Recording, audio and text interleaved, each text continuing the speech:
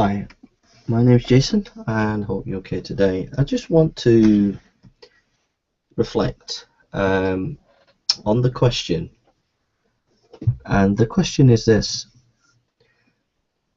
are the miracle stories really based in history, or are they mythological embellishments? And that's what I want to think about.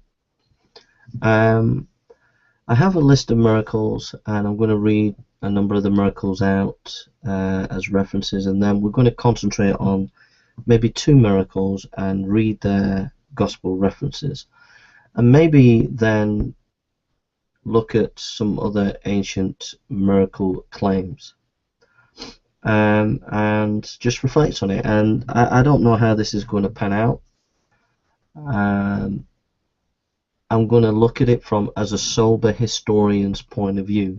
I'm going to come at this as a historian, and I'm going to try and look at this in an objective way, and that's what I hope to do, and what the outcome is, I don't know what the outcome is going to be, so it's open-ended. So I'm just going to invite you to, as a Christian atheist, just to be open-minded and to reflect on these gospel narratives. Okay, let's come before the Lord. Lord, we come before you today and we confess our failure and we confess our sin.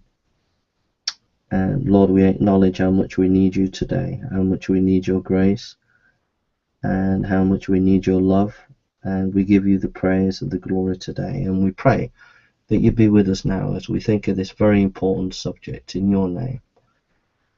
Teach us, Lord, we pray in Jesus' name. Amen. Okay. So let's just go through a list of the various Gospels. Okay. We've got 36 references to miracles altogether, and I'm gonna give you those miracles. We have the feeding of the 5,000. It's mentioned in Mark chapter 6:35, Matthew 14:15, Luke 9:12, John 6:5. We'll come to this one later on. Then we have walking on water. We have that in Mark chapter 6:48, Matthew 14:25, and John 6:19. We have Peter's mother-in-law, a healing in Mark chapter 1:30, Matthew chapter 8:14, Luke chapter 4:38. We have a man with leprosy and healing, Mark chapter 1 verse 40, Matthew chapter 8:24, and Luke chapter 12. We have the paralyzed man in Mark chapter 2:3, Matthew chapter 9:2, Luke chapter 5:18.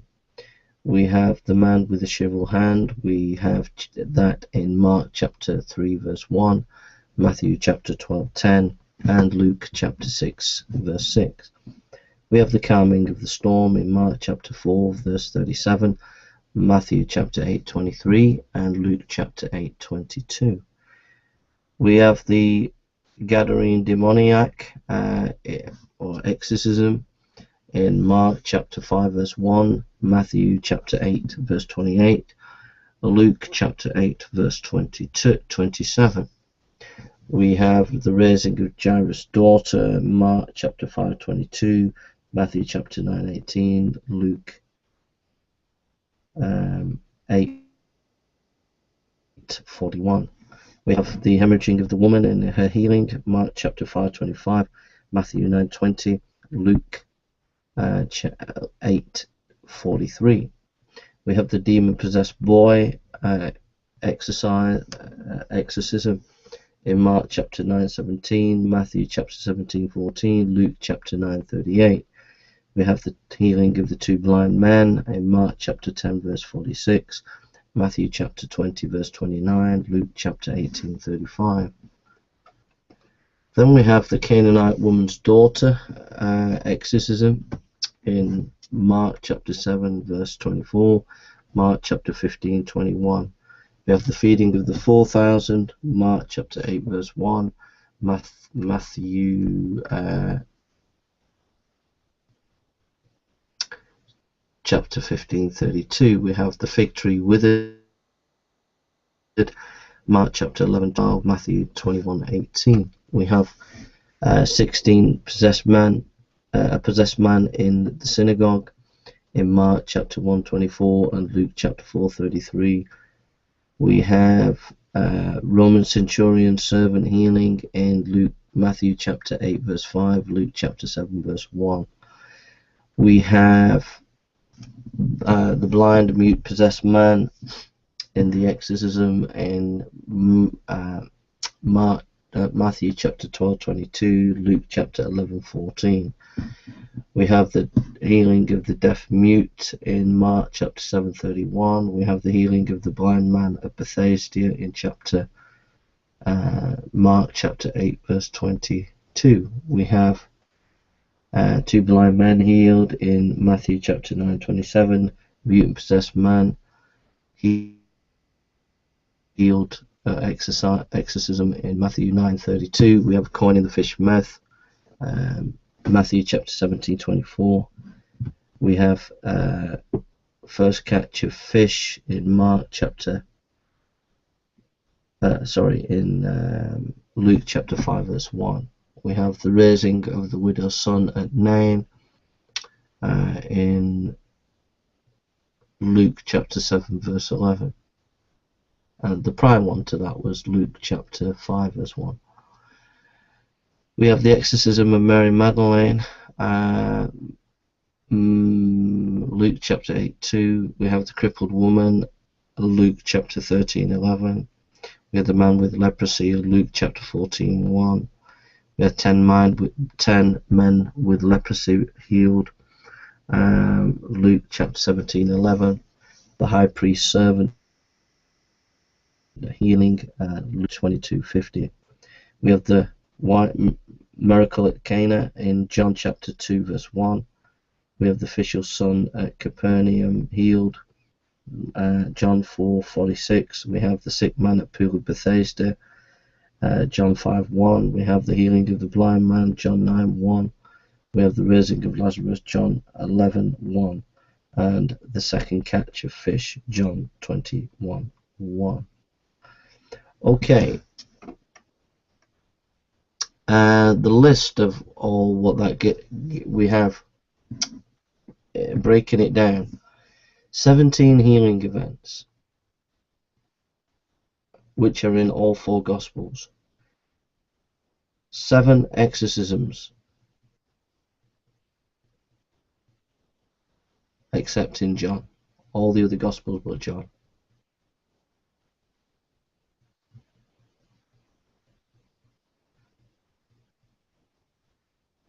3 precognitions,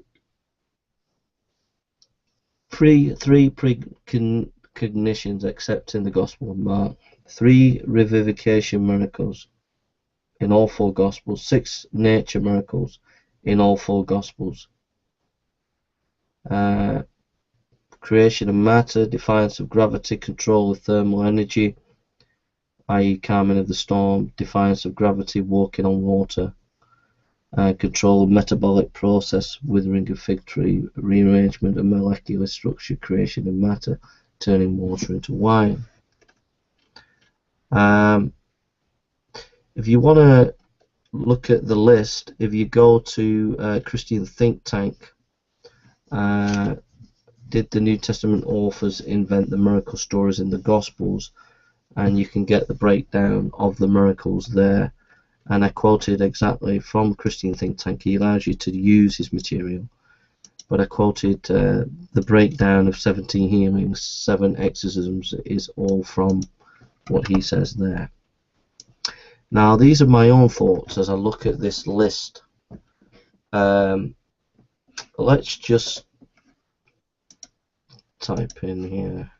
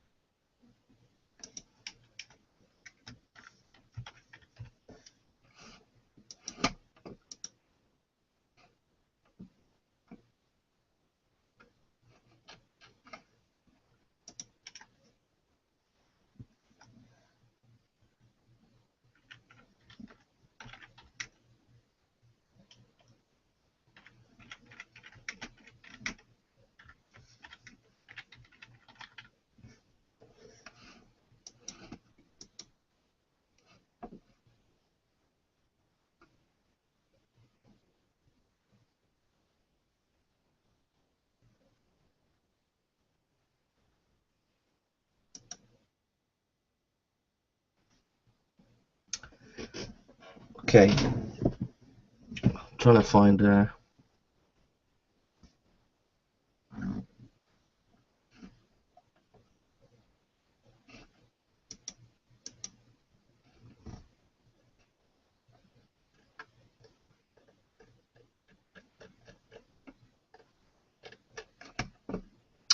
okay, we'll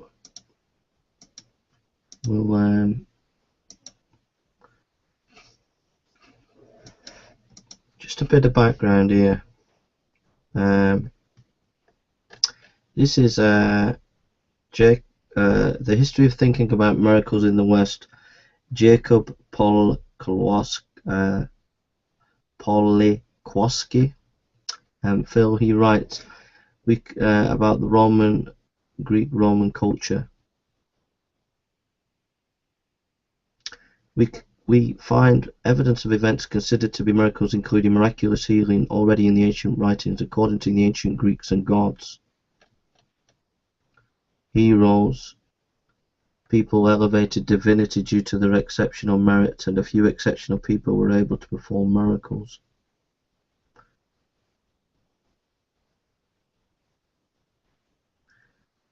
In his footnote, he writes, only people who had special characteristics were said to be able to cause miracles. For example, they could have exceptional knowledge of nature, such as Pythagoras, and Empedocles led the life of a saint, such as Apollonius of Tyche, be anointed or be an incarnation of a god. This tradition had its roots in the time of pharaohs revived in the Roman Empire and some modern monarchies. I'll come back to that in a minute. The Greeks maintained that the world had not been created but had emerged from chaos or was simply eternal. The gods were believed to be just part of the world, even if they did not have absolute power over natural phenomena. They had enough power to be considered by humans as causing miracles. Each god or hero had his own specific domain of activity. Miraculous healings were ascribed almost exclusively to Asclepios, Heracles, or Isis. The most worshipped among them was Asclepios in ancient Greece. His temple, there were about 300 of these, were the destination of pilgrimages and the site of numerous healings. In Epidaurus in Peloponnese, many scriptures and votive offerings expressing gratitude for being healed were found.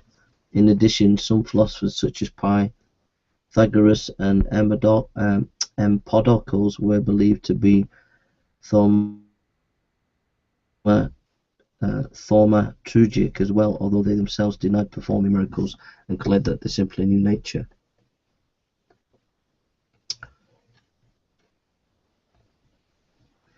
Belief in miracles persisted in the days of the Roman Empire. In the 1st century BC, one of the most famous flourished Apollonius of Tyche, who was believed to heal sick people, to walk on water, to billicate, to levitate, and to raise people from the dead. Suetonius and Tacitus reported that Vespasian Caesar had healed 2 sick people, one of them being blind, the other crippled, in Alexandria. The temples of Asclepius, the Roman spelling of Asclepius, were very popular at the time, the most famous among them being that in Pergamon. The methods of curing used in places became more rational, healing baths and strolls rather than sacred sleep. This rationalization of this treatment process probably contributed to the fact that the temple record of the time no longer mention any acts of sudden healing. On the other hand, the records have revealed many acts of gratitude for health improvements.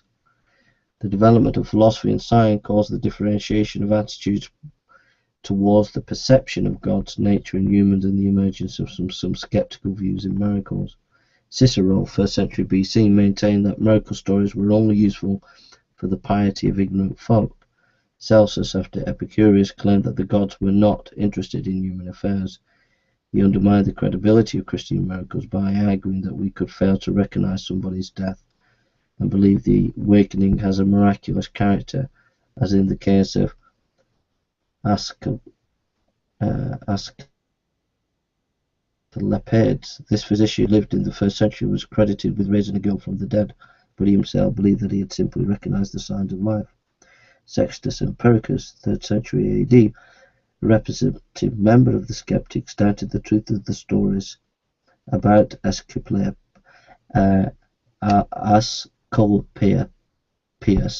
and his miraculous healings, because those stories appeared to differ substantially depending on the teller's imagination. He talks about Apollonius. The writing of Apollonius comes after Christianity, and some scholars, such as Lycona, have said that there was kind of myth-making going on there, because it was kind of trying to give a response to Christianity. So doubts whether there's much historical information in there, but this writer seems to think that the information about Apollonius goes back to prior to the 1st century, prior to Jesus Christ, but I beg to differ on that. So what do we learn from that? Well, we learn that in the ancient world there was claims of healing in the 1st century, that there were temple healings going on.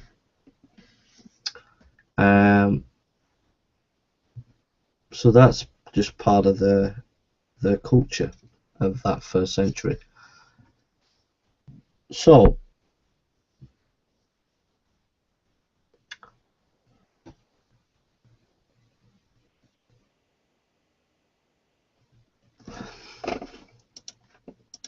good place to go. Fordham University.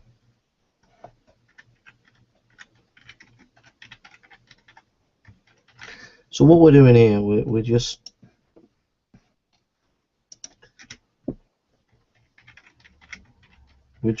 basically just trying to be open-minded, and basically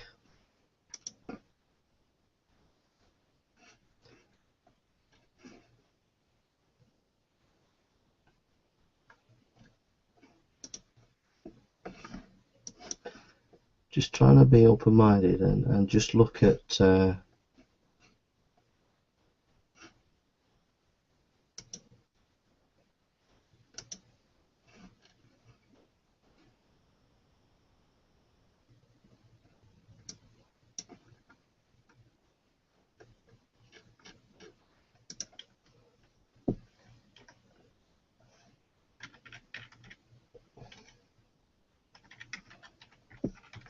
okay, so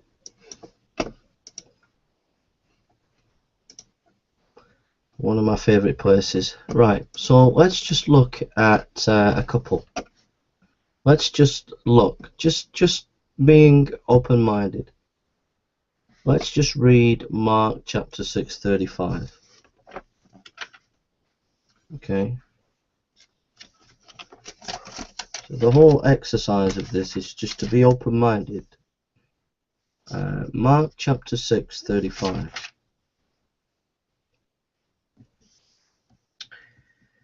Late the afternoon, the disciples came to him and said, "This desolate place, and it is getting late. Send the crowds away so they can go to the nearby farms and villages and buy themselves some food." But Jesus said, "You feed them." With what they asked, it would take a small fortune to buy food for all this crowd. "How much food do you have?" he asked. "Go and find out." They came back and reported, "We have 5 loaves of bread and 2 fishes. Then Jesus told the crowd to sit down in groups on the green grass. So they sat in the groups of 50 or 100.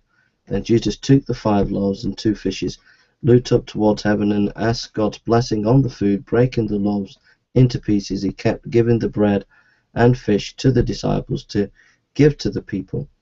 They all ate as much as they wanted, and they picked up the 12 baskets leftovers of the bread. 5,000 men had eaten the 5 loaves. Now, I think reading that, a couple of things that impressed me with that.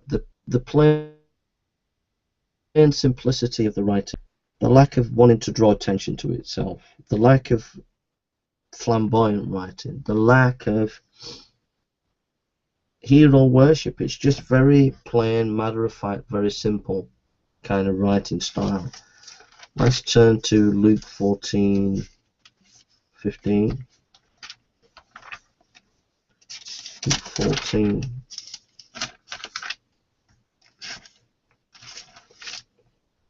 Then I want to break down in my own way some thoughts. 14:15. Hearing this, a man sitting at the table with Jesus exclaimed, "What it would have to show." Sorry,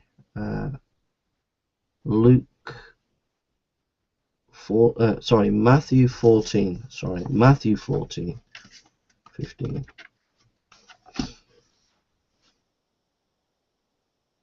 Matthew. So we're not concerned about can miracles happen or not. What we're concerned about is just thinking about the text, breaking down the list of miracles, thinking about the relation, how they relate to each other, and how they flow in reading them. That's all we're doing. We're not entering into a philosophical discussion about miracles. We're just thinking about miracles in the historical context and the textual basis of miracles. Matthew 14:15. That's what we're looking at. The evening the disciples came to him and said, "This is a desolate place and it is getting late. Send the crowds away so they can go to the villages and buy food." But Jesus replied, "That isn't necessary. You feed them." "Impossible," they explained. "We have only 5 loaves of bread and 2 fishes. Bring them here," he said. Then he told the people to sit down on the grass, and he took the 5 loaves and 2 fishes, looked up towards heaven, and asked God's blessing on the food, breaking the loaves into pieces. He gave some of the bread and fish to each disciples, and the disciples gave them to the people. They all ate as much as they wanted, and they picked up the 12 baskets of leftovers. About 5,000 men eating from the loaves, in addition to all the women and children.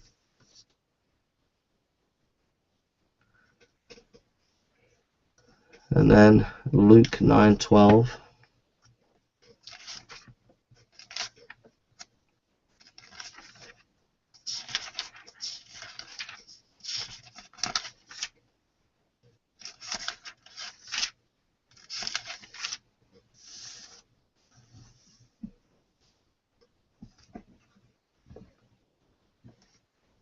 Late in the afternoon, the 12 disciples came to him and said, "Send the crowds away." Jesus said, "You feed them." "Impossible," they protested. "We have only 5 loaves of bread and 2 fishes. Or are you expecting us to go and buy enough food for this whole crowd?"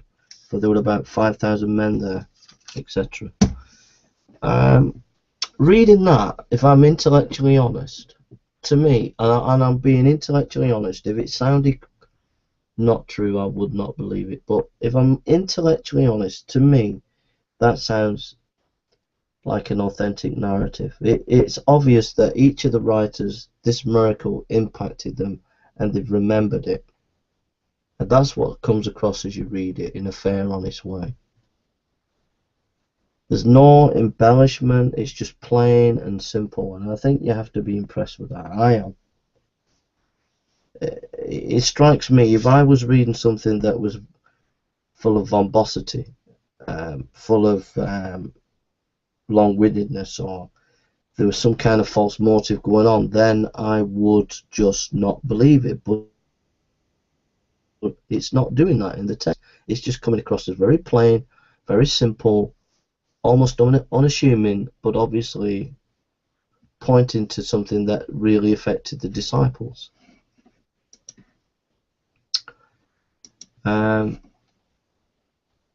Now let's just break this down, right? I'm going to go through each one, just thinking about it. Now, you've got 4 references to the feeding of the 5,000. If you're doing a historical verification, if you've got 3 historical references, that's good. So you got 4 references. You got 3 references to the walking on water. You got 3 references to man in leprosy, 3 of the paralyzed man, 3 of the shriveled hand, 3 of the calming storm, 3 of the Gadarene demoniac, 3 of Jairus' daughter, 3 of the hemorrhaging of the woman, 3 of the 2 women of the blood. And then you have Mark and Matthew verifying the feeding of the 4,000, the fig tree. You have Mark and Luke verifying the possessed man in the synagogue healing. You have Mark, Matthew and Luke verifying the Roman centurion's servant, the blind mute. You have Mark on the deaf mute. You have the blind man at Bethesda in Mark 8:22. You have Matthew verifying 2 blind men, mute and possessed man, and coin in the fish mouth. So that's 9:27, 9:32, 17:24. And you have Luke verified in the fishing catch of the fish, raising widow's son, exorcism of Mary, crippled woman, men with dropsy, 2 men with leprosy, high priest servant, and wine miracles at Canaan, miracle son at Capernaum, sick man at pool, all in the Gospel of John. Now, what I find interesting, what comes to light when I look at the list of the miracles, you'll find a massive block of 3 lots, Matthew, Mark and Luke, all verified miracles. You find 2 miracles verified, sorry, 1 miracle verified by all 4, and 1 miracle verified by all 3 except Luke. And then 1, 2, 3, 4, 5, 6, 7, 8, 9, 10, 11, 12, 13, 14 miracles verified in Matthew, Mark, Luke and John. And then you have material verified in Mark and Matthew, Mark and Luke, Matthew and Luke, then material verified in Mark, Matthew and Luke and John. What it's all telling you is very, very clear. It's giving you a solid historical representation of what happened in Jesus' life concerning the miracles. It's giving you a very fair synopsis and a very balanced portrayal of the miracle. That's how it seems to me when you look at a chart and you look at where the distribution of the miracles have occurred in the text. That's what comes across. So to me, what's quite remarkable there is either these guys were geniuses, historical geniuses, or something, because what's happened is you're getting 3 of the main Gospels verifying about a quarter of all the miracles, and then each of the Gospels doing combinations of, say, Matthew, Mark, Luke, Matthew, Luke, combining and then having individual material. In other words, the writers have given a multiplicity of verification of the miracles. You've got multiple attestation in, you've got at least 12 of the miracles verified by at least 3 authors. So that's good historical information that we know that that's happened then. But on top of that, the rest of the miracles are distributed evenly in different combinations of the Gospels, showing you that they are independent historical material as well.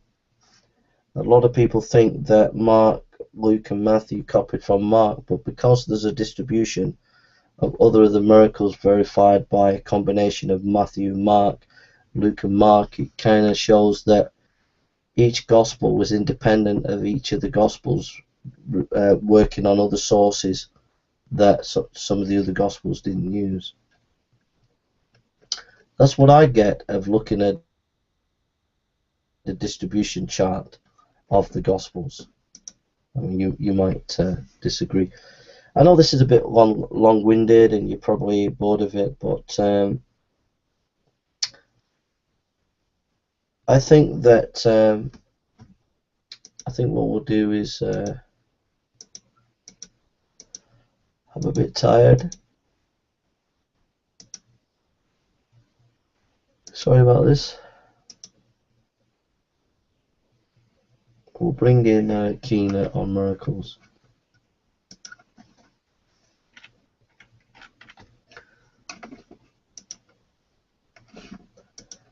Really getting a bit tired now.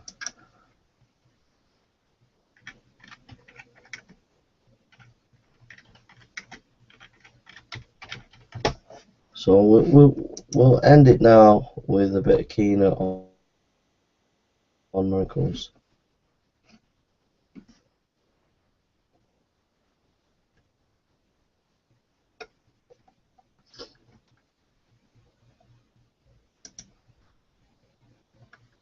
We'd like to thank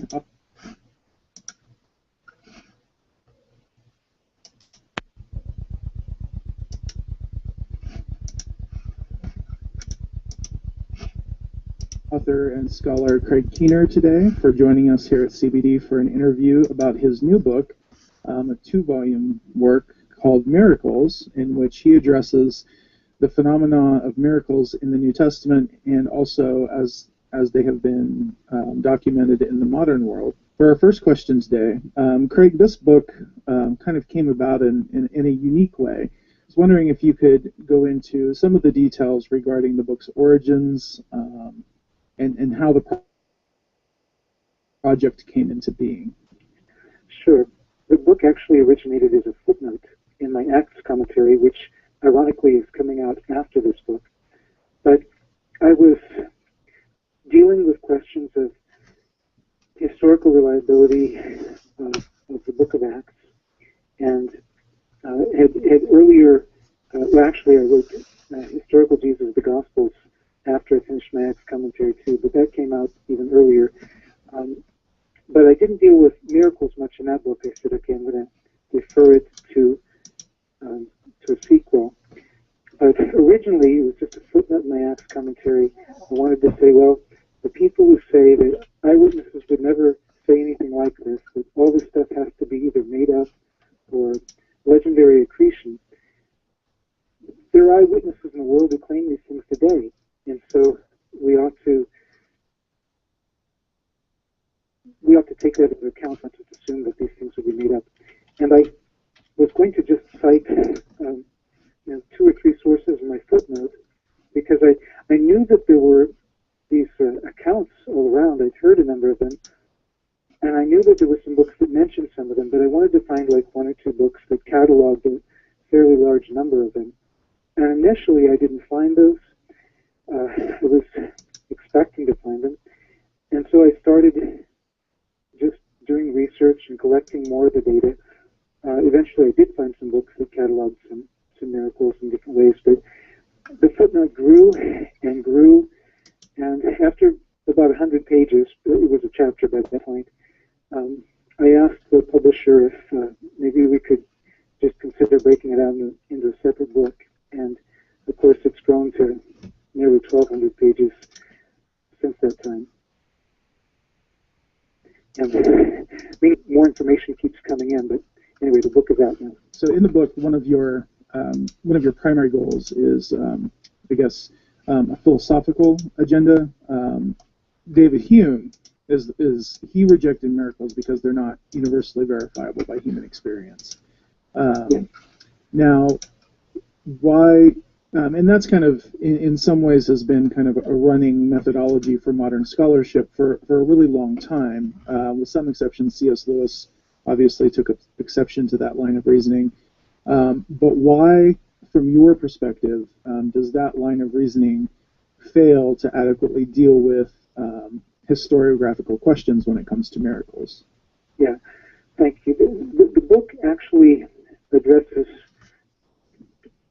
two levels of the question. I mean, one is do eyewitnesses have experiences like this, or claim experiences like this, like the ones we have in the Gospels and Acts? And I think when you look at the evidence, there's no way to deny that they do.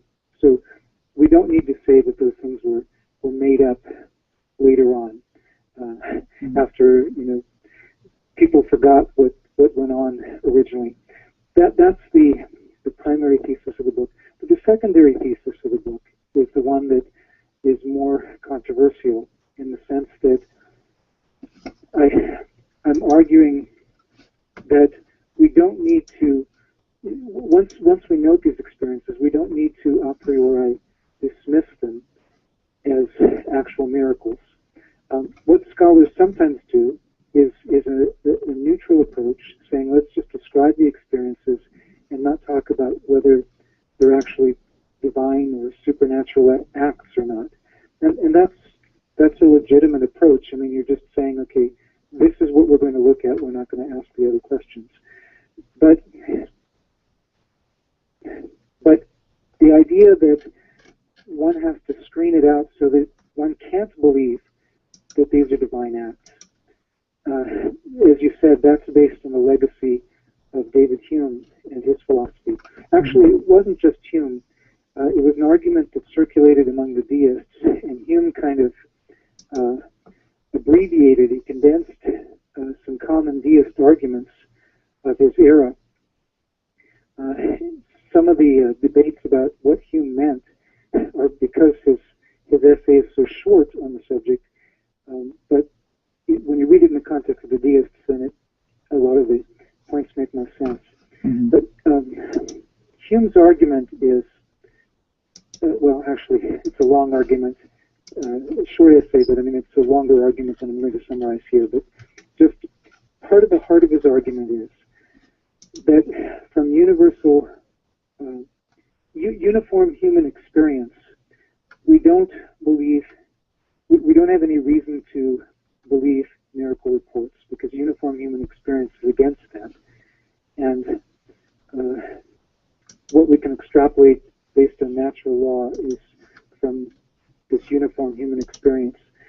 The problem with Hume's argument, he got away with it in his day, although some people did try to call him on it. His argument is circular, because he assumes human experience to be uniform and uses that to exclude miracle claims that actually show that human experience might not be uniform. He does it even with some, in his own day, well, earlier than his own day, Pascal's niece, Blaise Pascal's niece, was healed of an organic running eyesore. It stank. Everybody knew about it around her. She was instantly and publicly healed of this. There were many witnesses, the Queen Mother of France and her own physician, to verify it. Hume cites this and then says, okay, well, this is better attested than any miracle we have in the New Testament. But since we know that miracles don't happen, this really didn't happen, and therefore it just shows you that even when you have good witnesses, miracles don't happen. It's an entirely circular argument. Right. So miracles don't happen because they can't happen. Right. And they can't happen because they don't happen. Right.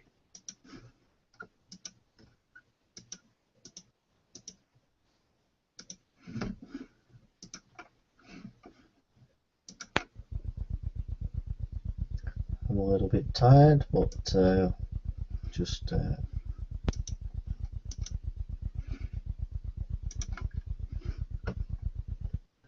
The book is really addressing two different kinds of questions. The first question is a historical question, because some scholars say that, well, all these accounts of miracles in the Gospels and Acts must have arisen through legendary accretion, because they say we know that eyewitnesses never claim miracles. That question is very easily answered, because hundreds of millions of eyewitnesses do claim miracles. We have overwhelming evidence for that. So if anyone denies that, their head is in the sand. The other question is a bit more complicated, because it involves whether or not such acts, when they happen, are acts of God. Now, I believe that they're acts of God. I'm a Christian. But in my earlier days, when I was an atheist, that would have been a very surprising notion to me. So people come with different presuppositions. And because of that, part of the book is just addressing whether these surprising healings and so on are acts of God. And I argue in the book that we have considerable evidence for such acts.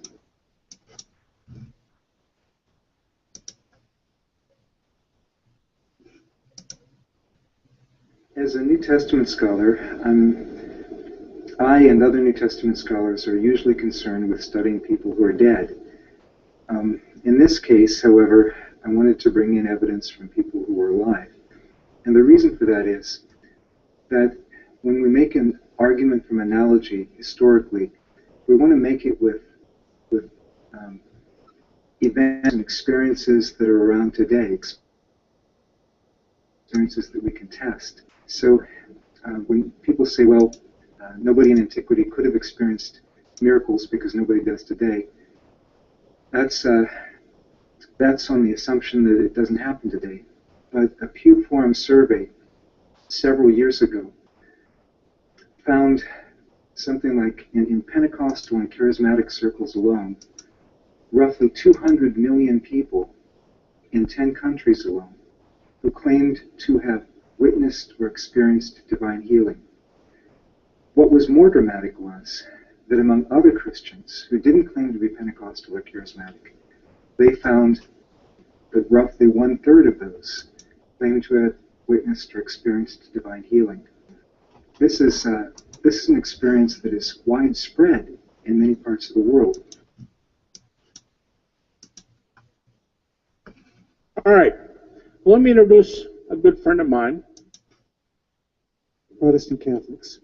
What may be more surprising to most people today is that among the other Christians in those 10 countries alone, around 39% claim to have witnessed divine healing. Just get it on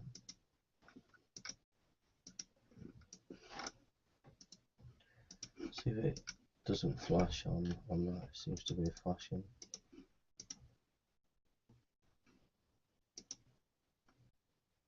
All right.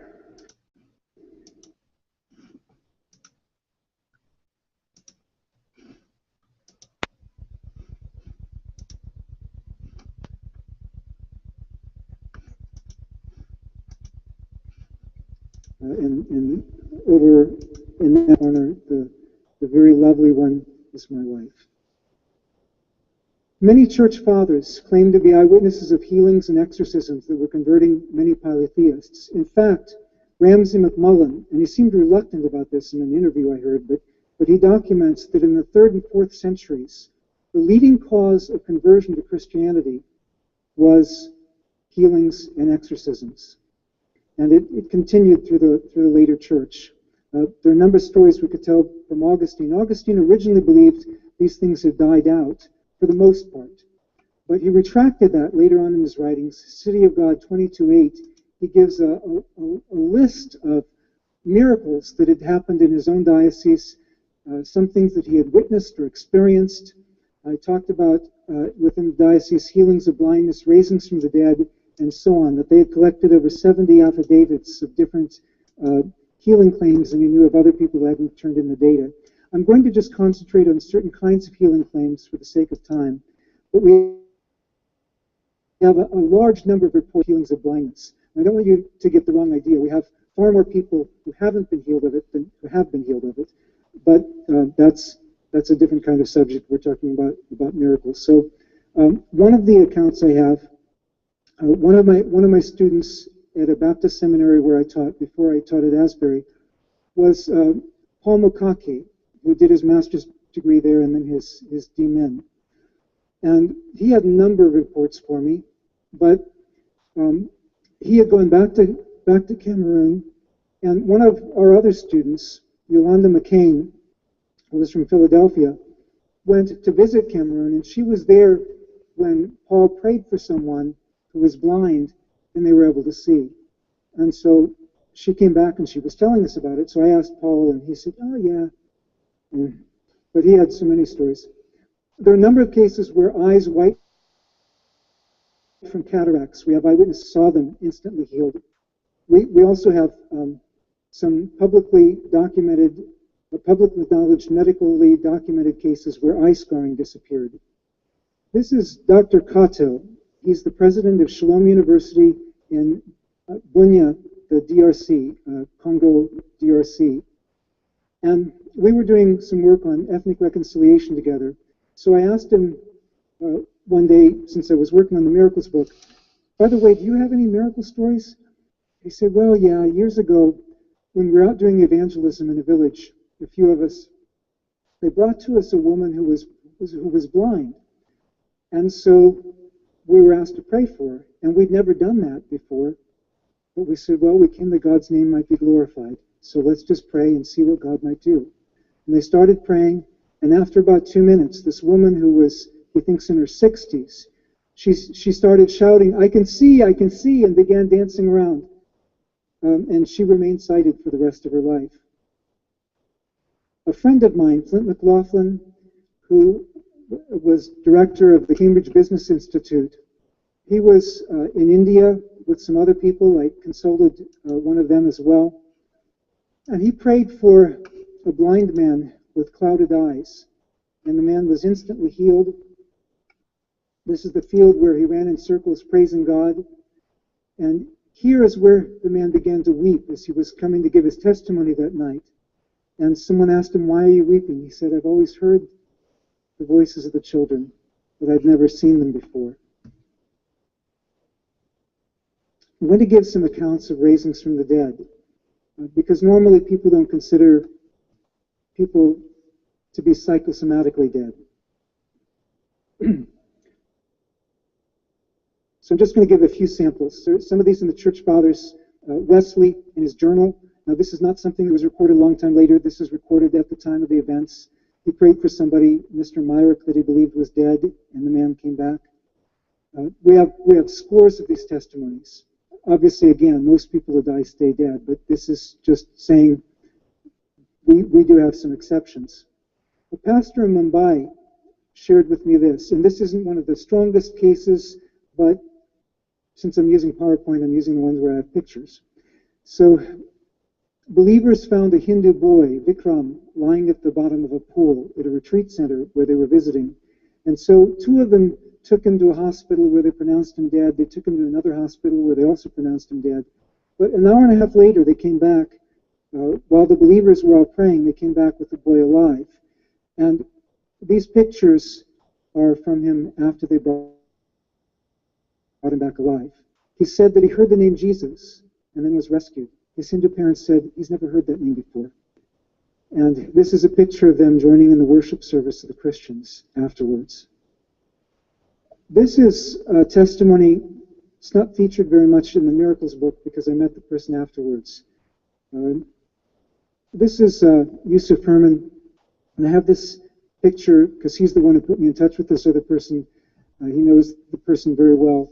But I put this picture first to remind me, to warn you that if you get queasy at the sight of blood, you need to close your eyes until further notice, or at least until you can tell I've moved on to another topic and forgot to tell you. This is a person, you can see he was dead. His neck was cut. Actually, they'd moved his body. There was more blood in the field where he was. But they cut his throat. The way they were transporting him to the hospital obviously was not very good for a body that would be alive either. These were pictures from the news. I have the news report, and I took these out of the news report. In this case, it required medical intervention, but he had an NDE. He had an experience of heaven, and then when they were getting ready to pronounce him dead and send him to the morgue, he said, "I'm still alive." Said, "Oh." So they started working on sewing back his neck. I was giving some of these accounts, and I have so many more of these, but for the sake of time, I was giving some of these accounts at a Society of Biblical Literature meeting, where I was not trying to persuade people of the supernatural. I was simply saying, our reading strategies maybe we could learn something from the majority world where they don't find these an embarrassment, but they can resonate more with these stories that we have in the New Testament, because look, we have stories like this today. And after I'd finished, Ayo Adewuya, who's a professor now in the US, but he's from Nigeria originally, he stood up in the back and he said, I have one of those stories. My son was stillborn, and the midwife and I prayed for 30 minutes, and my son came back to life. And his son has now finished a Master of Science degree at the University of London. Again, no brain damage in any of these cases, no brain damage. Another account, just because I was working the miracle. Wow.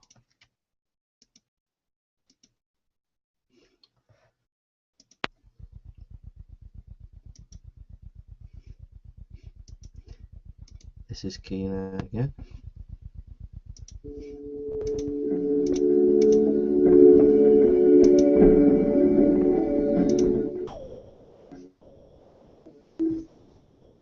Just wanted to kind of reflect on what this process has been like, the research and writing it for you.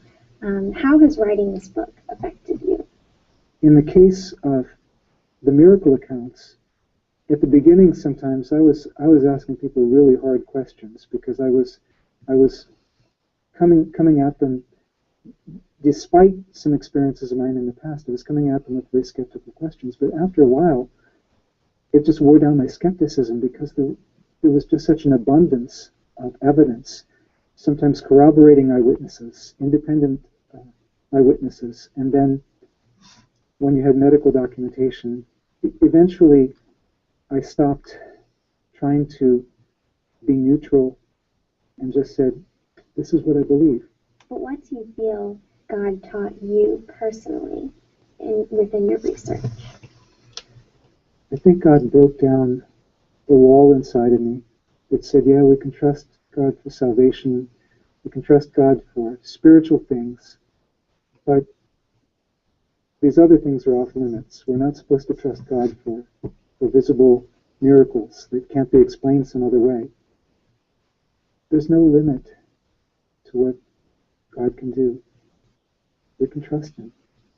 What do you think God is trying to communicate to us through these stories, to modern day Christians? What is He communicating through your work, and what does it say about Him? The Bible speaks of gifts of healings. It also speaks of anointing the sick in James chapter 5. Those are things that are for the church, they're for our benefit, they're blessings. But in the Gospels and Acts, it also speaks of signs and wonders. In terms of healing, God can heal us in a variety of ways. God can work through doctors, and often does work through doctors. But signs and wonders are a kind of evidence that gets our attention. It doesn't persuade everyone, but this activity of God gets our attention and really challenges our assumptions. In the case of the kinds of signs and wonders like raising from the dead, instant healing of blind eyes, and so forth, those things challenge non-believers to recognize that God is real. The God who is the Father of Jesus Christ is real and alive. And in many places, people have, it's not just the kind of natural riches that they see that God has built in nature anyway, because people see those in other cases, but in these cases, people are often willing to abandon centuries of other traditions to turn to faith in the God of Jesus Christ. But for us as Christians in the West, I think it's a reminder that God really is God, and that our faith can't be limited to just spiritual things. So that's Kina there, and if you notice the 2-volume work, it's a massive work. Okay, I'm going to put the picture back on.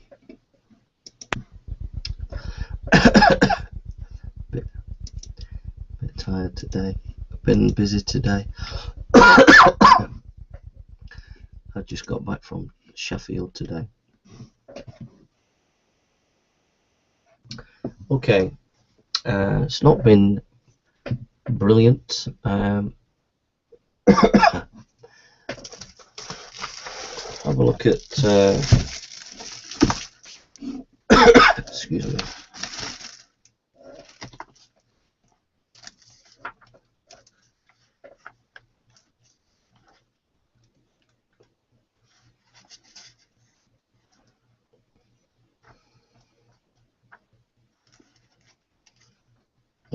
Excuse me.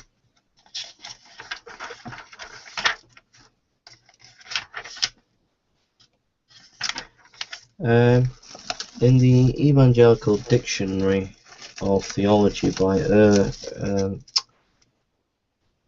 Walter Elwell, we read these words: "It is sometimes claimed that the culture of the late 20th century is post-Christian. Those who put forward this claim point out that while the presuppositions and concepts of the historic Christian faith remain intelligible to modern man, they are no longer foundation to our worldview. They claim that man has now come of age, that we now have a scientific and empirical worldview that is obviously linked up with the reality and which cannot take miracles seriously. In fact, this perspective finds the biblical basis of miracles to be somewhat offensive. It is clear that Orthodox Christianity cannot accept this worldview with its suspicion of miracles. Belief in miracles lies at the heart of authentic Christian faith. Without the miracle of the first Easter, Christianity could no doubt long since have passed from the scene, and would certainly not be surrounded to offend the modern man. It should be clear, however, that this worldview is part of the cultural milieu of which Christians find themselves. Understanding the role of miracles in the genesis and spread of our faith is therefore an imperative for us today." So it goes on there.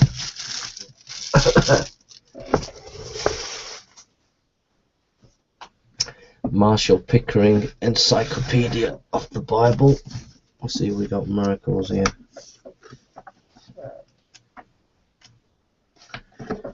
Yeah. Wow, it's a massive write-up on miracles in here. We'll just read a little bit. Volume 2, Walter Elwell. Even on miracles, even which may seem contrary to nature and which signifies an act in which God reveals himself to man. The classical definition of a miracle assumes that it's contrary to natural law, but this is a misnomer for two reasons. First, many of the miracles of the Bible use nature rather than bypass it, e.g. the wind which parted the Red Sea, Exodus 14:21. Second, there no longer is a concept of absolute natural law, rather a phenomenon which is not readily explicable, e.g. quasars may reflect laws which science is not yet fully conversant. In Scripture, the element of faith is crucial. A natural approach cannot prove or disprove the presence of miracles. The timing and content of the process can be miraculous, even though the event may seem natural. The consistent rationalistic demonstrates the necessity of faith. He should place any so-called miracle in the category of unexplained phenomena rather than accept it as a pointer to the presence of God's activity in the world. In every case, God performed the miracle not merely as a wonder to inspire awe in man, but a sign to draw men to himself. Massive article on miracles here.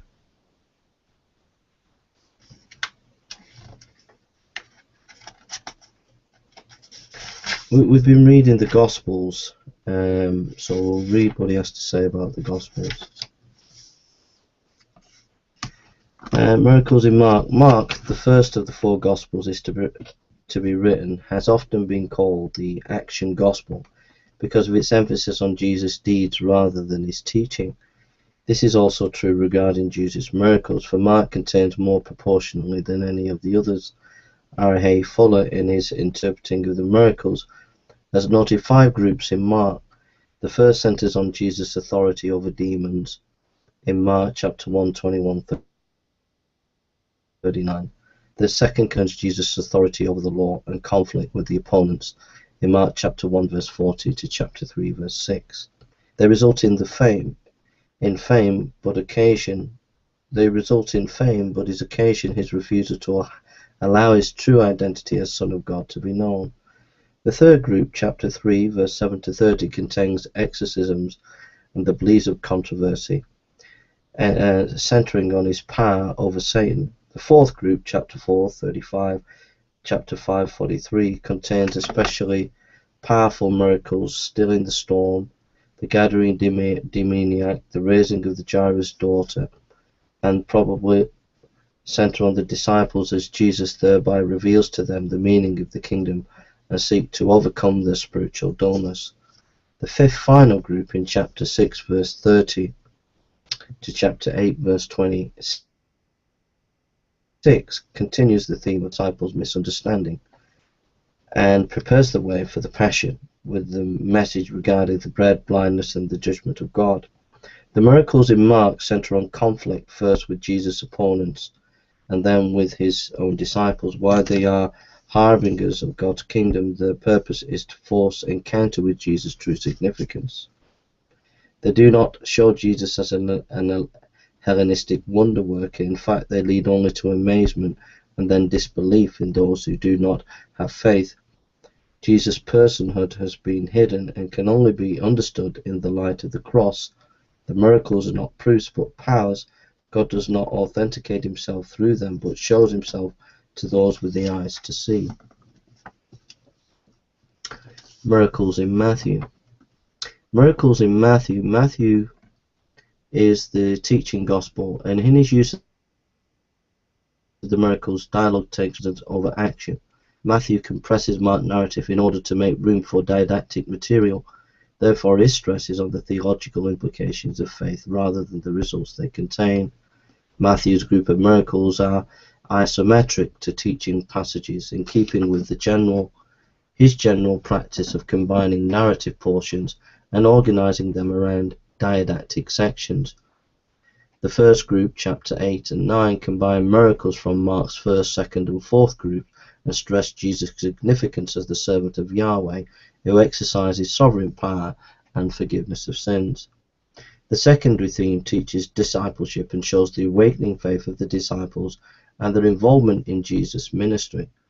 The second group, chapters 12, centers on his authority over the law, the man with the withered hand over Satan, the Beelzebub controversy. The third group, chapter 14 and 15,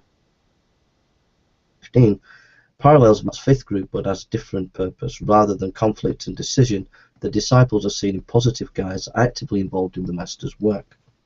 So the disciples become the means by which Jesus' ministry is continued. This is seen especially in Matthew's walking on the water scene in Matthew chapter 14, 22-33, in which Peter's faith is tested, not in Mark. In conclusion, Matthew has continued Mark's emphasis on miracles as establishing Jesus' authority and the inauguration of the kingdom age, but has clarified and expanded in the two directions, that of faith and discipleship. Faith in Matthew is the means of appropriating the power of Jesus. Matthew chapter 8:13, Matthew chapter 9:22, and Matthew chapter 15:28. Miracles in Luke. Luke Acts is remarkable and extremely important because it establishes beyond dispute the early church belief that it was the absolute continuity with Jesus and that was continuing the work of God in the world. Luke's major stress is on salvation history, and so one of his major stylistic methods for showing this direct connection is miraculous deeds. Especially enlightening here is Acts chapter 9:32-42, where in two healing miracles Peter duplicated the Lord's miracle, the paralytic Aeneas,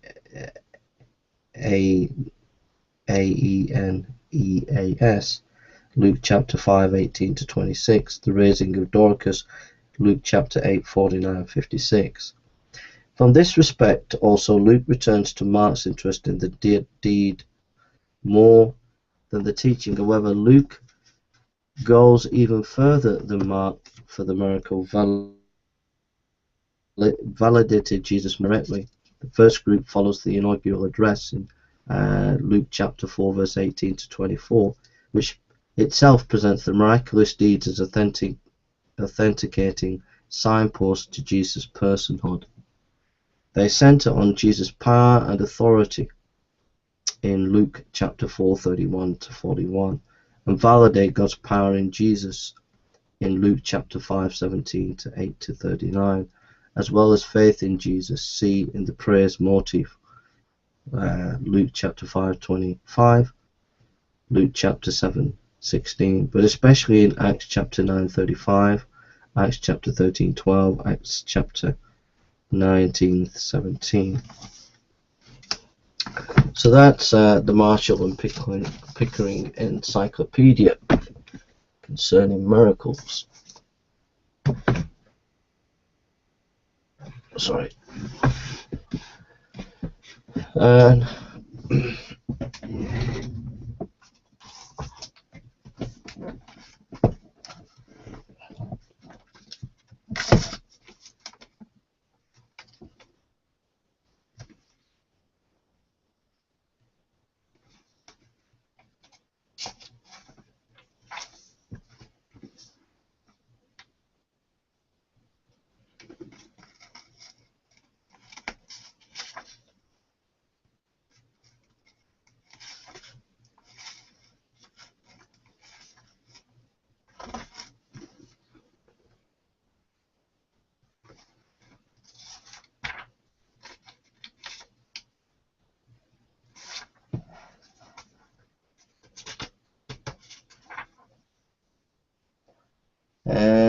in the Oxford Companion to Philosophy, we read miracles usually defined as a violation of a law of nature by a supernatural being. Questions have been raised about how to articulate a notion of law of nature which is not exceptionalist by definition, and how and whether such a definition applies to intermedianistic laws of nature. Any argument that a miraculous event has occurred faces the tough challenge of showing both that even in questions did occur that it was miraculous. A famous argument from Yu's chapter of miracles shows how difficult a challenge this is to meet. To suppose that a miracle has occurred is to suppose that something has happened contrary to the entire weight of inductive evidence supporting the law of nature. In Hume's words, no testimony is sufficient to establish a miracle unless the testimony be of such kind that its falsehood would be more miraculous than the fact which it endeavours to establish.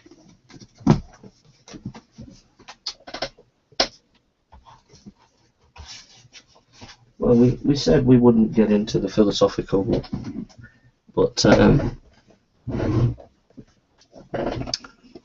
think that the issue with Hume, it basically it's just ruling out the supernatural in a dogmatic way without, the uniformity of nature. We can't.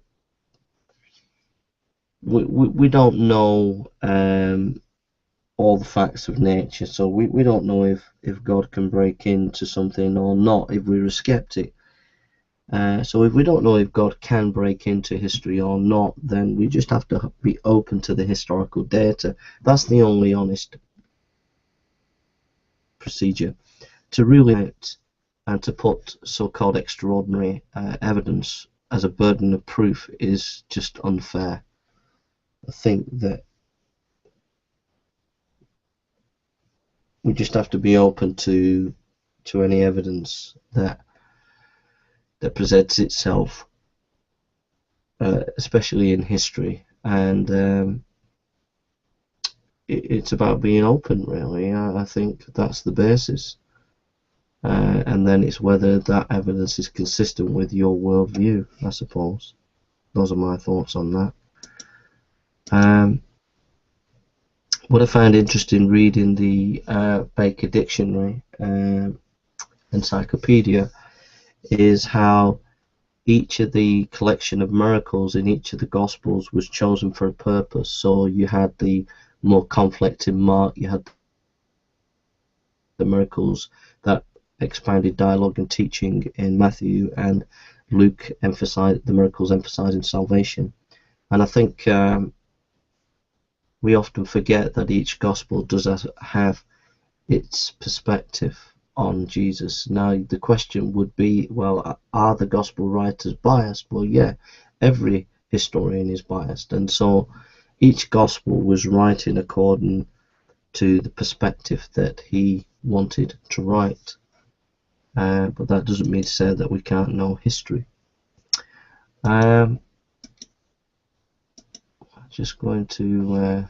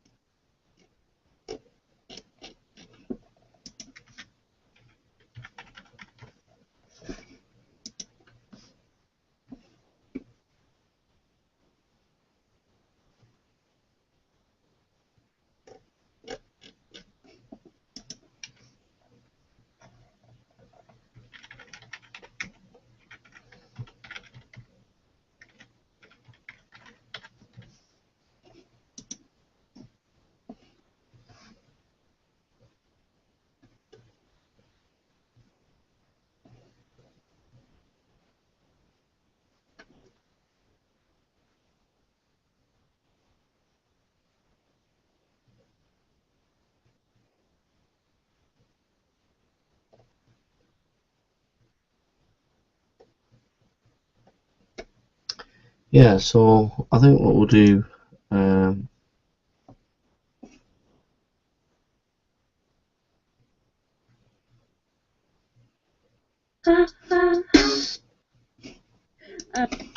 we've been looking at it all from one-sided perspective, so we'll put a skeptic on now just for a minute. And this is Richard Carrier, so you listen to him for a minute while I get some ancient miracles from Greeks and Romans. Our next speaker is one of the original people who came to Skepticon 1, and he's been back ever since. Richard Carrier, here we go.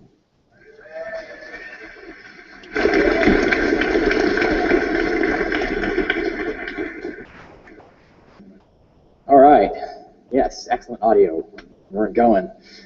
Okay, I'm going to talk about miracles and historical method. And I'm going to start by telling a story. This is a true story, actually, supposedly, allegedly. In 172 AD, Marcus Aurelius and his legions were fighting battles across the Danube in the area of what would later become Czechoslovakia. And they got in a bit of a pickle. They actually ended up stuck in their camp, surrounded by the enemy, out of water, out of food, so they were dying of thirst. It was in the middle of summer, so they had no hope. And the enemy hordes were just about to besiege them, and so of course, you know, they were praying to all the gods and demons and devils they could. And suddenly, the sky filled with dark clouds, and a torrential rain poured down. And the massive rain was so devastating that it was crushing and destroying the enemy. And while the Romans were holding up their shields and gathering the water and drinking it, and so their thirst was quenched by the gods from above. And if that wasn't enough, that wasn't cool enough, balls of lightning thundered down from the sky and was annihilating the enemy and routing the enemy entirely. And so the Roman legions were victorious, and Rome was saved from the Danubian hordes. So this was a great thing, and this was part of a all big campaign that he was fighting in the region. Obviously, he returned victorious, and he erected, as generals often did, emperors often did in this period, he erected this gigantic column. And this column is basically a comic book. It tells the story of the campaign in a spiral setup of cells all the way up the whole column. And the column survives today. It suffered some damage from pollution and acid rain and stuff, but we have pictures from before it was corroded, and you can still see some of the details even now. And the interesting thing is, we actually have in this comic book, this comic strip that spirals up this column, this miracle I just told you about is depicted there. We know about this miracle from some texts. Some authors did write about it, and I'm going to get to that in a moment. But I wanted to show you this because this is basically an artifact, a physical artifact, generated within 2 years of the event by an eyewitness who was there. And so you can't dispute it. This isn't a copy of a copy of a copy. This is a first-hand autograph text. It's a visual text of the event. And so here we have, you can see if this works. Yeah, so you got this little rain god that came and saved them.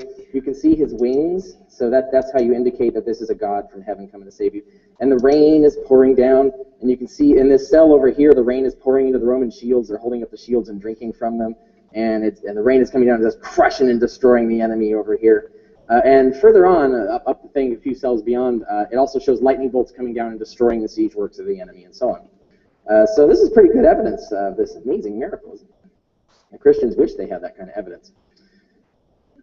So this is the sequence of events. We had this miraculous battle in 172 AD, and then in 174 the column was completed. It took a long time to make a really beautiful, complicated piece of architecture like that. And the first stories, the first tales that survive for us to know of them, begin with Christians. The Christian apologist Apollinarius in 180 AD, and that's just 8 years after the event. And then shortly after him, about 25 years after the event, Tertullian, a more infamous Christian apologist, wrote his account of this miracle. The first time we hear the pagan version of it is 50 years after the account, so that's about the same distance between the crucifixion and the Gospels, from Cassius Dio. So let's talk about these accounts. We're going to start with the Christian version. What did the Christians tell? Now, this is the first accounts that we have, the earliest accounts, within just years. This is their story. Their story is that Marcus Aurelius had an entire legion of Christians, and that their prayers to Christ alone saved them. It was just because they prayed to Christ and that they were saved, and it saved the empire. And that Marcus Aurelius honored the Christian legion for this by officially renaming it the Thundering Legion. That's the Christian version. The pagan version, Marcus Aurelius had an Egyptian sorcerer with him named Harnuphus. His spell, summoning the god Hermes, a messenger of Zeus, brought the miracle, and there's no mention of Christians. In fact, the idea of a Christian legion under Marcus Aurelius is absurd on multiple levels. One of the things, at this time, Marcus Aurelius considered Christians to be disloyal to the empire because they wouldn't do the ancient equivalent of the Pledge of Allegiance, essentially, which was honor obeisance to the statue that represented the guardian spirit who protected the emperor. And that was your way of saying that I support the emperor by praying to his guardian spirit. But they wouldn't do that, and so he interpreted that as being basically traitors to the empire. So, and also, if you were part of the legions, you had to give prayers and certain things and certain ritual cult paid to Jupiter Optimus Maximus, whom I'll introduce you to in a moment. And these are things that Christians couldn't do. So you couldn't have, Marcus Aurelius would never have Christians in his legions, and the idea of an entire legion full of them is absurd on multiple levels. So the story, the Christian story is a little bogus. The pagan story sounds weirder then. So which one is true? Where is the truth in all of this? First of all, you might wonder, what is an Egyptian sorcerer doing summoning Hermes, the Greek god? So a little brief lesson in how pagans understood their world. They didn't think that Hermes was different from Thoth. The idea was that everybody was worshiping the same gods just under different names. And so you spoke a different language, you used a different word for your god.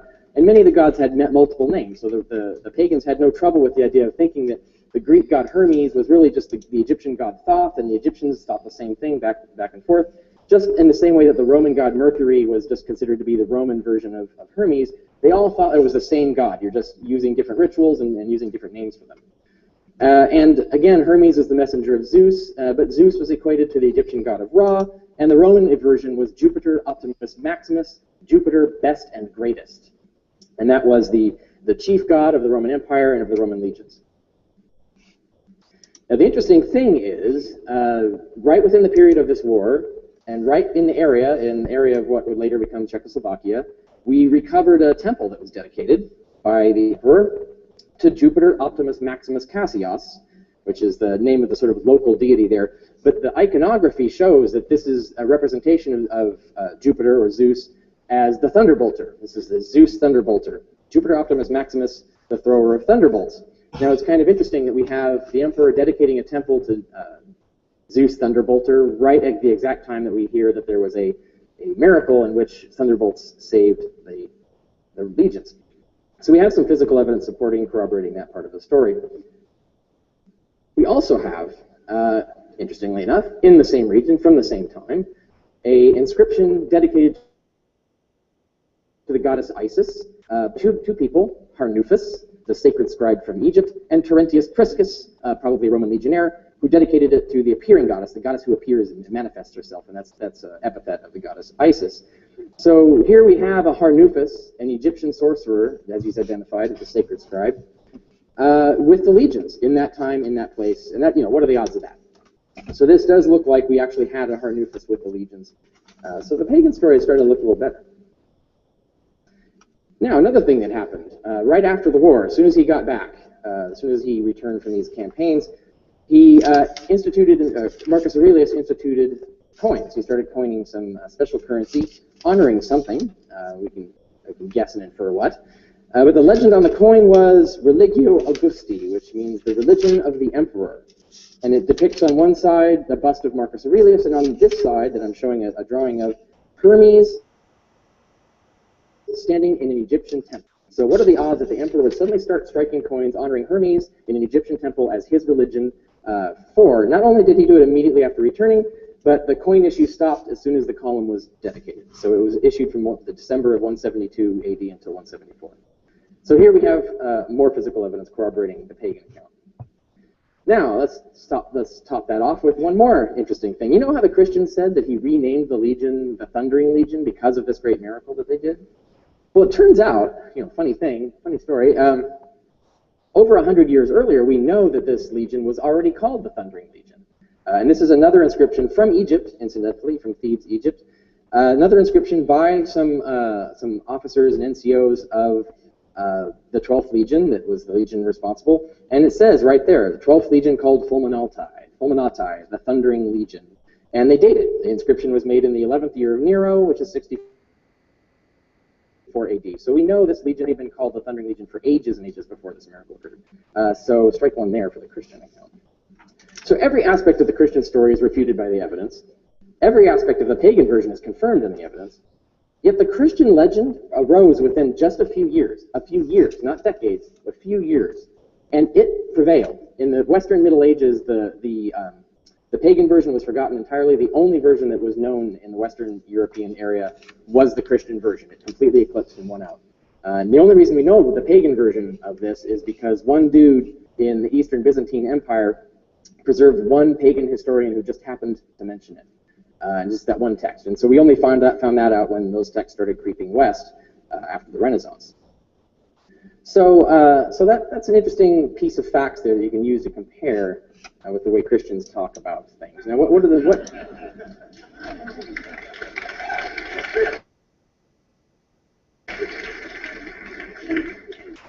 can we take away from this? Well, that Christians were big-ass liars. Yeah, we'll see some more examples of that before we're done today. I'm going to talk about Herodotus. Let's go back. This is before the Roman Empire. This is back in classical Greece. Herodotus was a well-known historian of the time. He became one of the most read historian class texts in ancient schools later on. He's born in 485 BC. He wrote around 430 BC, give or take 5 years, about the Persian War, which occurred in 479 and 480 BC. So roughly 50 years. He's writing 50 years after the events he's recording. So it's roughly, again, the same time between the Gospels and the events the Gospels claim to describe.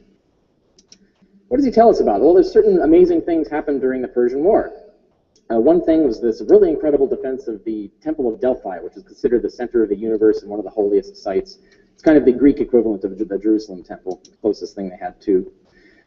And this is Delphi. It's a picture of the ruins of Delphi today. And so what happened at Delphi is the Persians were going to assault and capture Delphi, the holiest city of the Greeks. This is the biggest embarrassing thing that could happen. But they couldn't take it because you know why? Because Delphi, the gods defended Delphi. There's literally the armor and armaments that were dedicated to the temple got up of themselves and walked out and fought the Persians. And there was also lightning bolts came down and struck them, and cliffs miraculously started collapsing and crushing the troops as they tried to get up. And so Delphi was preserved. And so I want you to picture, look here, try to picture it. Animated armaments fighting. This would be an awesome movie, by the way. But I just want to go back to Richard Carrier there. First of all, what strikes me, I've always Every time Richard Carrier makes a quotation on an ancient document, when I've checked it out, he's always wrong. Just to note that whenever he quotes ancient documents, I found him notoriously to be inaccurate in his quotations. So I would check anything that he said out before you actually take it on board. He often quotes things out of context. He said that Christians are big ass liars, and about how the whole historical situation that he was describing. The thing that strikes me there is that he says that the Christians would have twisted the whole thing, but here's the point: they were in the ancient text. They were in the ancient text, and so therefore is misapplying information there,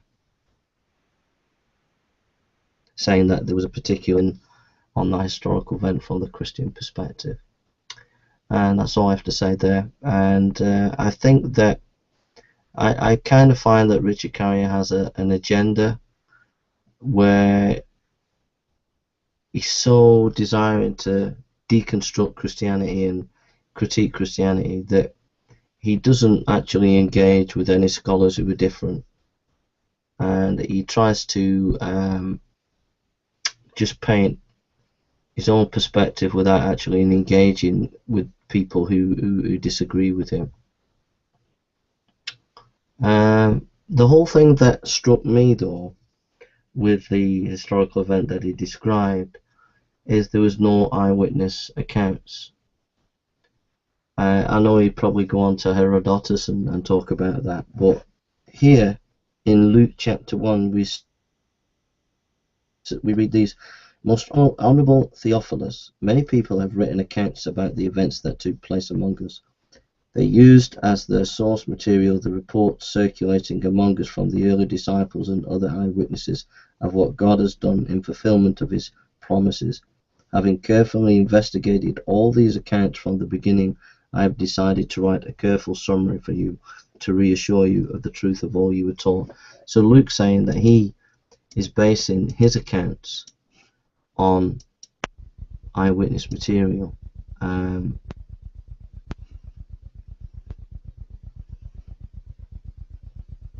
I'm just trying to...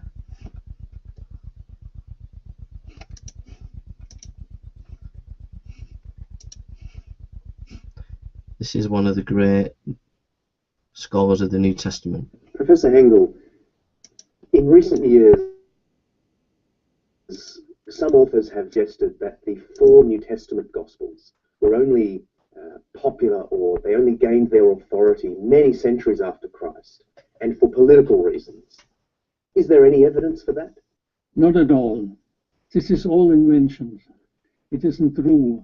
The Gospels became important for Christianity already shortly after the time they have been written in the 2nd century. In the first notes the 4th Gospel altogether is Irenaeus, about 180, but he takes over this tradition from Asia Minor, from an earlier time. We have quite a lot of Gospel testimonies from the beginning of the 2nd century, and especially since Justin in the midst, the Apologete, where knows them all, and the same is true with Irenaeus and his the other writers of his time, like Tertullian and like Clement of Alexandria and Theophilus of Antioch, and I think all over the Roman Empire at the end of the 2nd century, the Gospels were well known to Christian communities, and there was no political reason at that time. Up to 311, the Edict of Tolerance by Emperor Galerius, the Christian communities were persecuted sometimes, and were in They had not under Roman law. They were free to decide what they want to have read in service and what not. The most important source for the early reading of the Gospels, especially the Gospels, in the Christian servants, in the Christian service, is about 150 by Justin, where he is writing that the Christians are coming together for the service, for a meeting, and where the prayers were told, and then were read first the Gospels or the scriptures of the prophets, and then came all again, and there was a sermon, an exegesis of the text which was read, and then against prayers, and then came the Eucharist. And the text which is written for the Roman Emperor Antoninus Pius, to show that the Christians are no criminals, shows that this tradition of the reading of the Gospels. Justin speaks of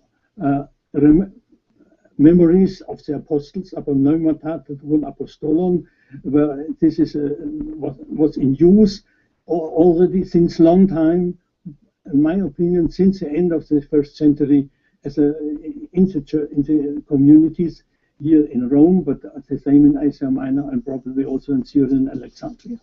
So the idea that there were perhaps 50 different Gospels and our 4 Gospels of the New Testament were just lucky to win the day, that's nonsense. That's what you're saying, is it? There were, of course, later Gospels, apocryphal Gospels, quite a lot, and many have found, but the 4 Gospels we have are the earliest witnesses we possess, and there are not earlier Gospels.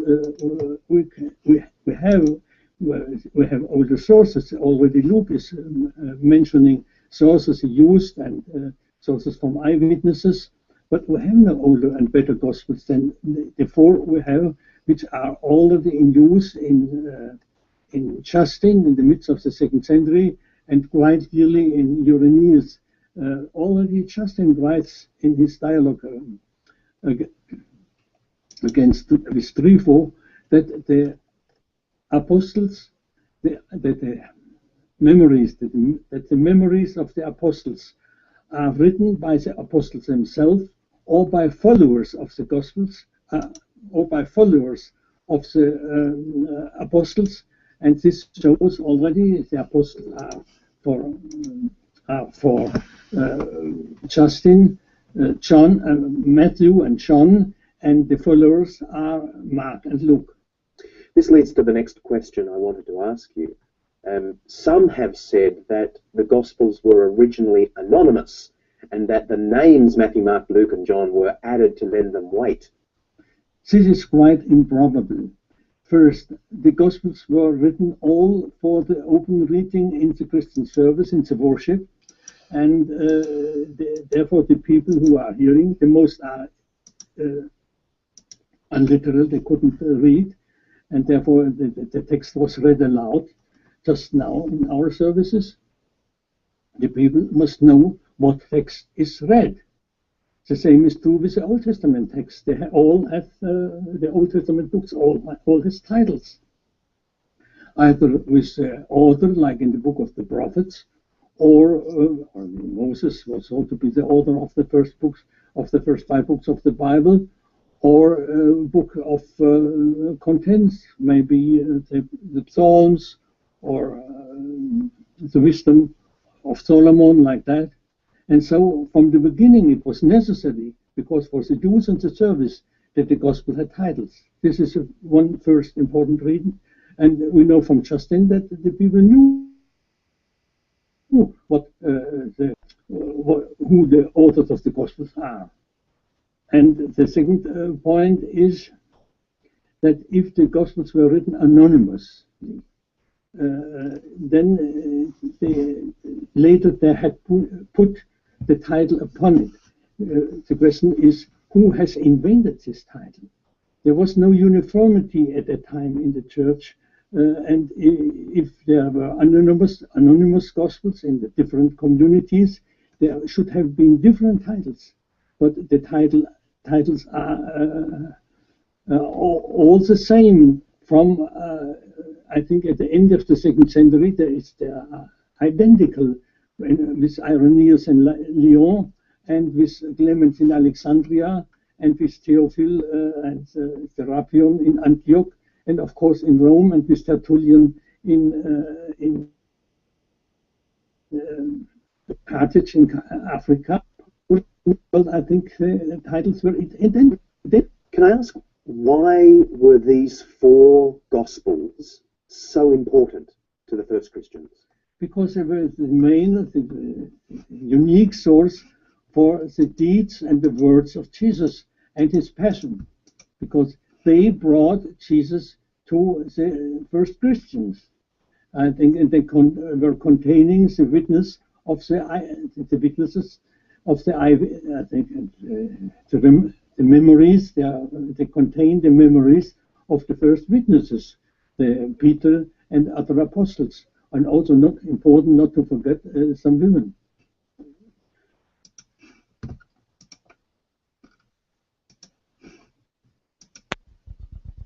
Professor Hengel, in recent years, some authors have suggested that the 4 New Testament Gospels were only popular, or they only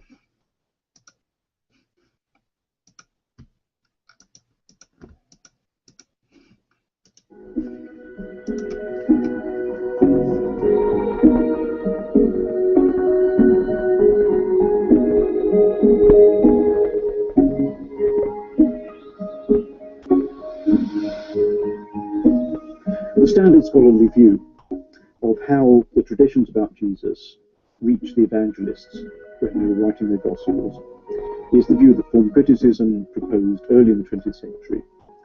And the view is that the eyewitnesses who heard Jesus speak, who saw the events of his life, presumably started the traditions off. But then there began a whole process of these traditions passing through the oral traditions of the early Christian communities until eventually they were tapped by the evangelists. And during that process, of course, anything could happen. And there have been different ways of reading it. Some people managed to read it in a fairly conservative way, as though the tradition preserved the traditions pretty well. But the form critics and the real disciples of the form critics tend not to think that, because they stress that the communities and the oral tradition was not really interested in history. So they have no real motive for preserving traditions about Jesus accurately. Their motives are much more to adapt and add to and kind of create freely traditions about Jesus and add them to the traditions. And that's why, on the form critical view, you need, if you are going to say something about the historical Jesus, you need criteria to distinguish authentic material Gospels from inauthentic material. And that's the way a whole lot of Gospel scholarship has gone. It's been very widely agreed now, I think, that the Gospels were biographies in the sense of ancient biography. This has been debated, but that's becoming the prevailing view, I think. Not in the sense of modern biographies, of course. We have to rule out all kinds of things that modern biographers do. The kinds of things an ancient biographer did are what are appropriate to the Gospels. But further than that, I think we have to see them as contemporary biographies, in the sense they were written while there were still eyewitnesses around. And this is extremely important, because the way the ancients thought about history, writing of history, is that you could only write good history within living memory of the events.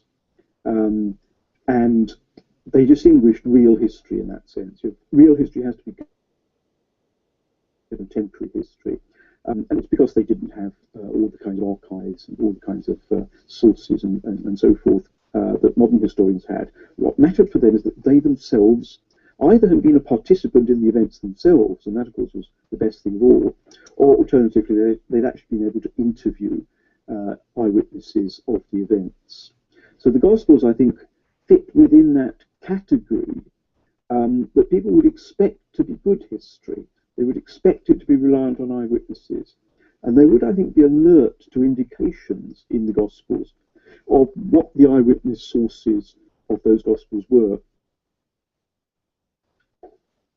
the form critics regarded the Gospels as folk literature. And this is why they were insistent on a long process of oral tradition. They were thinking of the kinds of traditional literature that's passed down orally in societies over the generations.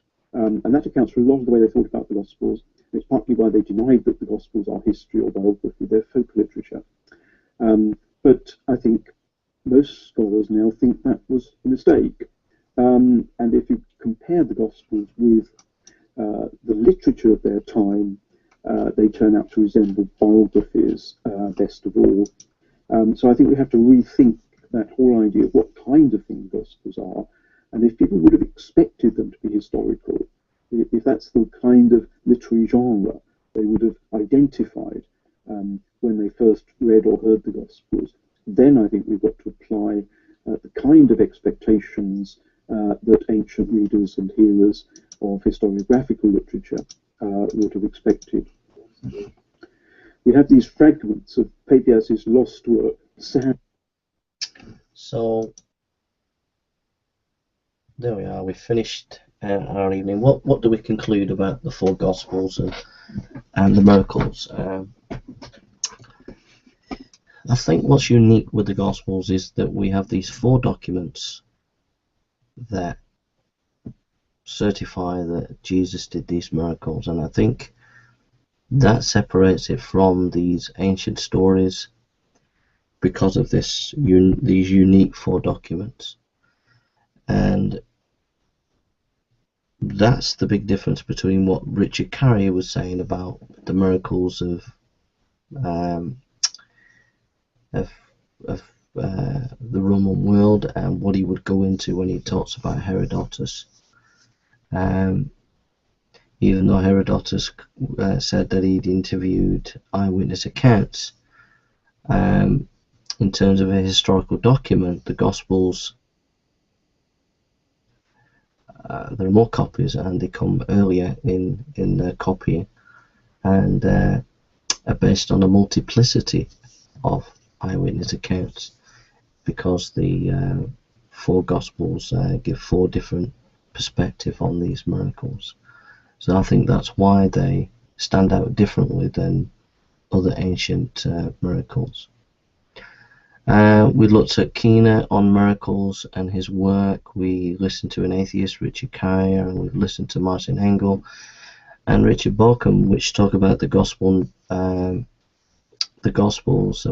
the nature of the Gospels, why the Gospels are early historical documents. And with that, it's time to go to sleep now. And thank you for coming, and may God bless you. Take care.